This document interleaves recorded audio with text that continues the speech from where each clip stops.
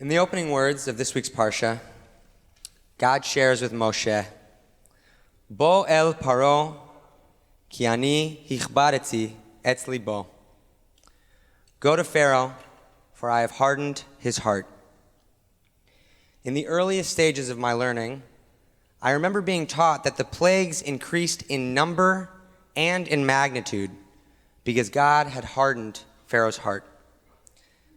God's decision to instill a stubbornness in Pharaoh that ultimately culminated in the killing of thousands of Egyptians, members of every single household, has always been a difficult vision of God to make sense of. The rabbis struggled with this notion as well.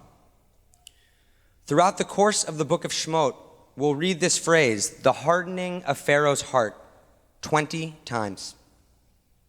However, it's only in half of these instances that we encounter this theological problem in which God strips Pharaoh of his free will, thus resulting in the divine punishment in the form of the 10 plagues. Over the course of the first half of the plagues, there is an important, subtle difference in the text. We don't read that God hardened Pharaoh's heart, but that Pharaoh hardened his own heart.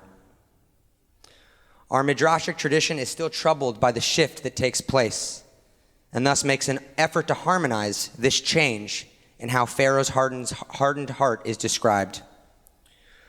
We learn from the rabbis that God gave Pharaoh several opportunities for teshuvah, and only at a certain point, halfway through the plagues, did that door close, and did God take matters into God's own hands. I've thought a lot about Pharaoh's hardened heart this week. As I learned the news of the 11 lives lost in Monterey Park, and then 7 more just days later in Half Moon Bay, I asked myself, is this what it means to have a hardened heart? The Rambam teaches us that teshuvah takes place when we are given the opportunity to act differently in the face of similar circumstances. Have we still not done our teshuvah? Do we even still have the ability to make things right? Or has God already hardened our hearts? A punishment for our continued lack of action, our lack of resolve, policy change, urgency. I don't know about you, but I sometimes can only feel numb in the aftermath of mass shootings. My heart does not want to feel what my brain cannot compute, and so I compartmentalize. I'm frustrated by calls to action that fall on deaf ears in Congress. I'm infuriated by what can feel like a performative echo chamber asking for thoughts and prayers.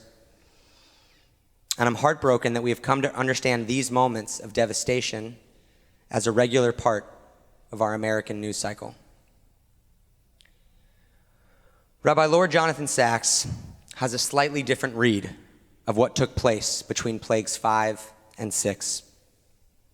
He explained that the more that we repeat an action, the more that our brains become hardwired to repeat them. A protein called myelin develops around our neural pathways, and our repeated actions are more susceptible to becoming habitual. It's not that God necessarily hardened Pharaoh's heart in the latter stages of the plagues. It's that Pharaoh's actions were so far gone that it was too late for him to change. I don't have clear answers about where we go from here.